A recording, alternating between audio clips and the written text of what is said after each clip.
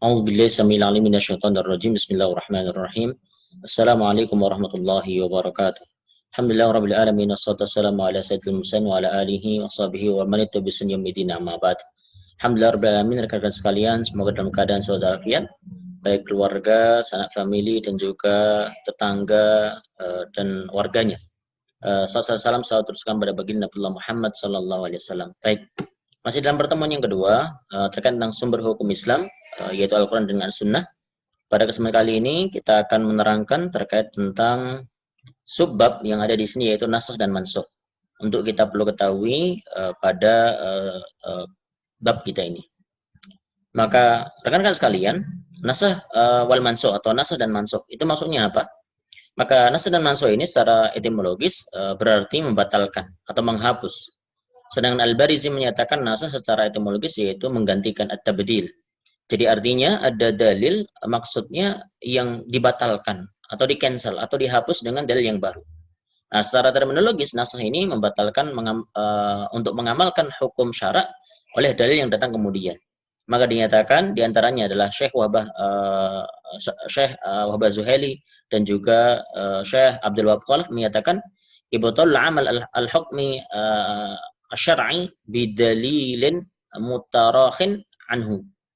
Maksudnya membatalkan amal dari hukum syar'i dengan dalil yang datang selanjutnya. Jadi datang yang belakangan.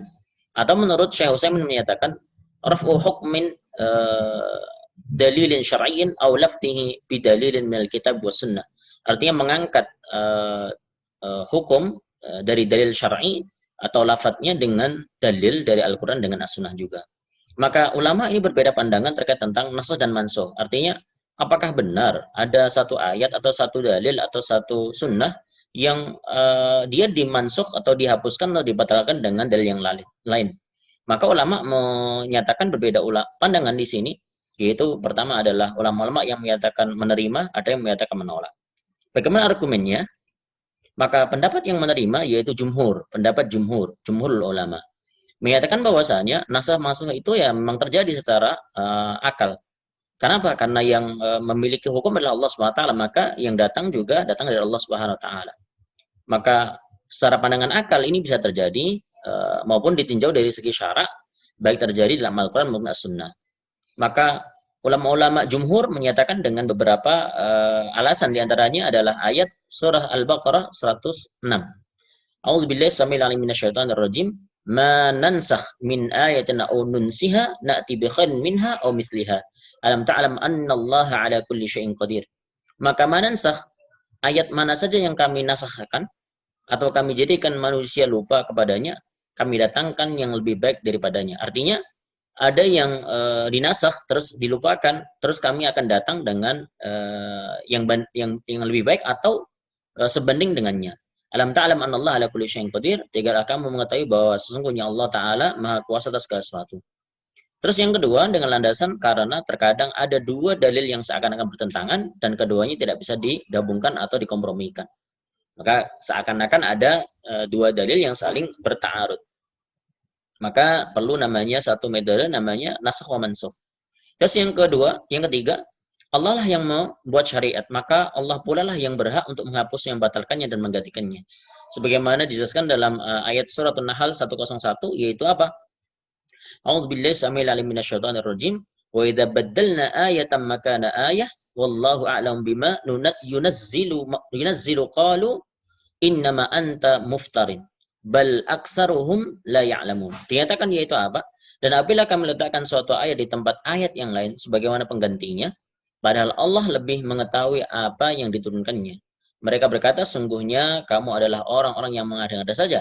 Bahkan kebanyakan mereka tidak mengetahui. Jadi artinya di sini berdasarkan landasan ini, yaitu dibilangnya badalna ayatan makana ayah. Jadi gantikan letaknya di tempat yang lain. Seperti itu. Nah, sedangkan pendapat yang menolak, ini mohon maaf ada sedikit kesalahan, yaitu menolak, bukan yang menerima, yang menolak. Yaitu ulama yang menolak diantaranya adalah Abu Muslim Al-Asfahani, yaitu wafat di tahun 332 dengan 4 landasan, yaitu apa? Di Suratul Kahfi ayat ke-27, "Watlu ma uhiya ilaika min kitabi rabbik, la mubaddil kalimatihi wa lan tajida min dunihi multahada." Dan bacakanlah apa yang diwahyukan kepadamu, yaitu kepada kitab Tuhanmu Al-Quran, tidak ada seorang pun yang dapat merubah kalimat-kalimatnya. La tabdila li kalimati, dan kamu tidak akan dapat menemukan tempat berlindung selain daripadanya. Ini landasan yang pertama. Landasan yang kedua apa? Kalau ada nasah dalam Al-Quran akan mengakibatkan hilangnya sifat kemukjizatan Al-Quran. Ini pandangan dari Abu Muslim Al-Asfahani. Terus yang ketiga, sesungguhnya dua ayat yang bertentangan dapat dikompromikan karena yang demikian itu hanya berbeda dalam lafadznya saja, tetapi intinya maknanya sama. Yang keempat, tidak ada hikmah dan manfaatnya dalam nasah itu sendiri. Jadi dilihat tidak ada manfaat sama sekali dalam nasah dan mansuh ini. Nah, menurut macam-macamnya, nasah dan mansuh ini dikategorikan menjadi tiga. Pertama adalah menurut Syekh Abdul Wahab Khalaf. Yang kedua adalah menurut Syekh Muhammad bin Saleh Al-Utsaimin, Syekh Utsaimin. Terus yang terakhir dalam pembagian yang lain. Maka ketika kita melihat di sini, Syekh Abdul Wahab Khalaf menyatakan ada dua, namanya nasakh sharih, yang kedua nasakh namanya dhamani. Sedangkan Syekh Utsaimin menyatakan yaitu nasakh hukumnya tapi lafadznya tetap, terus lafadznya telah dinasakh tetapi hukumnya tetap berlaku, dan yang terakhir yang dinasakh hukumnya dan lafadznya dua-duanya dinasakh. Sedangkan pembagian yang lain ini ada 4 sebenarnya, kurang satu yang dituliskan di sini, yaitu Al-Quran menasah Al-Quran, Al-Quran menasah As-Sunnah, terus As-Sunnah menasah Al-Quran dengan As-Sunnah menasah Al-Quran, As-Sunnah itu sendiri. Coba kita lihat satu persatu. Maka nasah sorry, yaitu apa? Nasah yang sangat jelas. Yaitu nasah yang telah diterangkan dengan jelas dalam nas tertentu. Sebagaimana contoh di sini, surat Al-Anfal yaitu 65-66, A'udzu billahi samil alim minasyaitonir rajim. Ya ayyuhan nabiyyu harridil mu'mina 'alal qital. Iyyakum minkum 'ashruna sabiruna yaghlibuna mi'atain. Wa iyyakum minkum mi'atun yaghlibu alfan minal ladzina kafaru bi annahum qaumun la yafqahun. Al-ana khaffafa Allahu 'ankum wa 'alima anna fikum dha'fa fa in yakum minkum mi'atun sabiratun yaghlibu mi'atain. Wa iyyakum minkum alfun yaghlibuna alfaini bi idznillah wallahu mas-sabirin. Yang dinyatakan di sini dinyatakan adalah hardil mu'min al-qital. Wahai Nabi, kabarkanlah semangat kepada para kaum mukminin untuk berperang. Al-qital. Iyyakum minkum 20 sabirun. Kalaulah jika ada di antara kalian 20 orang yang sabar di antara kalian, maka niscaya mereka akan dapat mengalahkan yaitu berapa? 200 orang musuh. Jadi ada 20 yang sabar, terus dia bisa mengalahkan 200. Wa yakum mi'atun yaghlibuna alfan. Kalau ada 100 orang yang sabar, maka mengalahkan 100 orang. Minalladzina kafaru bi annahum qaumun la yafqahun. Terus dilanjutkan, al-ana khaffafallah. Maka sekarang Allah telah meringankan kepadamu. Apa? Wa alima anna fikum dha'fa, dan Allah mengetahui bahwasanya pada dirimu itu ada namanya kelemahan. Fa iyyakum minkum mi'atun sabirah. Kalau ada di antara kalian ya 100 orang yang sabar, yaghlibuna mi'atain, maka menjadi 200. Makanya perbandingannya berbeda. Maka dibilangnya 100 orang yang sabar mengalahkan 200. Wa in minkum alfun yaghlibuna alfaini. Kalau ada 1000 maka bisa mengalahkan 2000. Maka di sini bahwasanya ayat yang 65 ini dinasah dengan 66. Sedangkan pada ayat yang lain atau bentuk yang lain yaitu pada hadis, yaitu apa? Contoh dalam hadis yaitu apa? Rasulullah sallallahu alaihi wasallam pernah bersabda, "Kuntu nahaitukum an ziyaratil qubur ala fazuruha." Yaitu dahulu aku melarang kalian untuk ziarah kubur, maka sekarang ziarahlah. Maka yang kedua adalah nasakh ad-dhamani. Ad-dhamani. Maksudnya apa? Allah tidak menerangkan dengan jelas bahwa ayat itu telah dihapus secara zahir, seakan-akan bertentangan dan tidak mungkin dikompromikan kedua dalil tersebut. Maka solusinya ayat yang datang belakang dihapus atau dinasakh dengan ayat yang datang kemudian. Ini contoh di surat Al-Baqarah 180. Allah Subhanahu wa taala berfirman, "A'udzubillahi samil alim minasyaitonir rajim. Kutiba 'alaikum idza hadara ahadakumul mautu in taraka khairanil wasiyah lil walidaini wal aqrabin bil ma'ruf haqqan 'alal muttaqin." Ini diwajibkan atas kamu bila seorang di antara kamu kedatangan tanda-tanda maut, yaitu kematian, jika ia meninggalkan harta yang banyak, berwasiat untuk ibu bapak dan karib kerabatnya secara ma'ruf. Ini adalah kewajiban atas orang-orang yang bertakwa. Nah, maka nanti turun ayat yang lain, yaitu surat An-Nisa ayat ke-11. Yaitu, A'udzubillahi samil alim minasyaitonir rajim, yusikumullahu fi auladikum lidzakari mislu hadil unsayin. Turun ayat ini yang menyatakan apa? Allah mensyariatkan bagi kamu tentang pembagian pusaka, pembagian warisan untuk anak-anakmu, yaitu bagian seorang anak laki sama dengan bagian dua anak orang perempuan. Mislu hadil unsayin, jadi 2:1. Maka ini menyatakan bahwa ayat Al-Baqarah ayat 180 ini dinasahkan dengan surat An-Nisa ayat 11. Ini menyatakan adalah nasah ad-dhamani.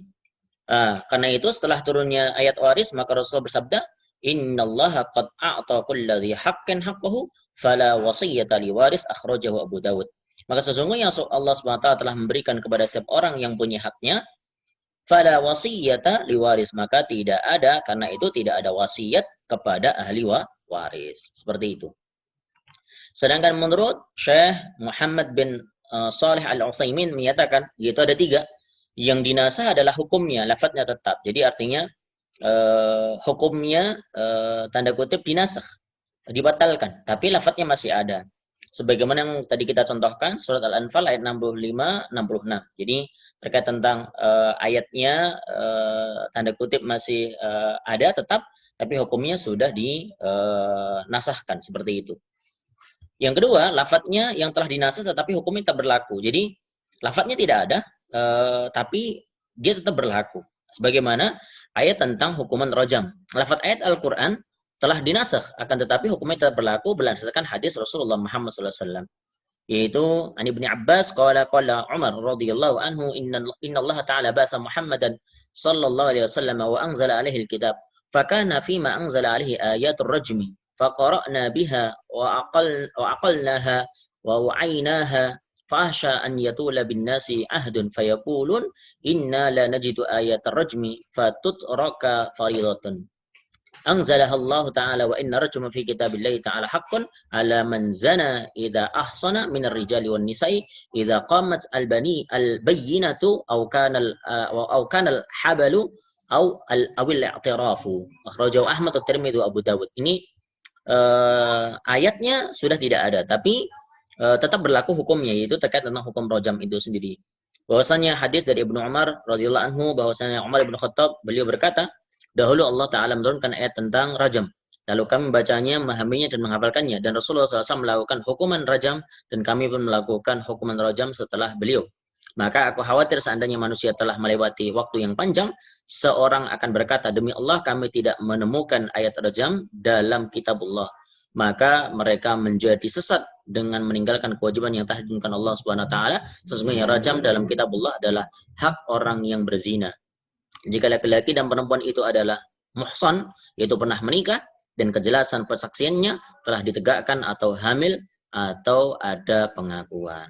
Jadi ayatnya sudah dinasahkan, tapi hukumnya tetap berlaku.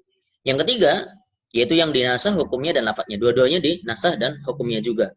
Yaitu sebagaimana contoh tentang persusuan. Yaitu an Aisyah radhiyallahu anha annaha qalat kana fima unzila minal qur'ani 10 radha'atin ma'lumatin yuharrimna thumma nusikhna bi 5 ma'lumatin fatufiya Rasulullah sallallahu alaihi wasallam wa hunna fima yaqra'u minal qur'an, akhrajahu Muslim. Dinyatakan dari Aisyah radhiyallahu anha berkata, dahulu dalam Al-Quran susuan yang dapat menyebabkan menjadi haram adalah 10 kali penyusuan. Kemudian hal ini dinasahkan, dihapus dengan 5 kali penyusuan saja.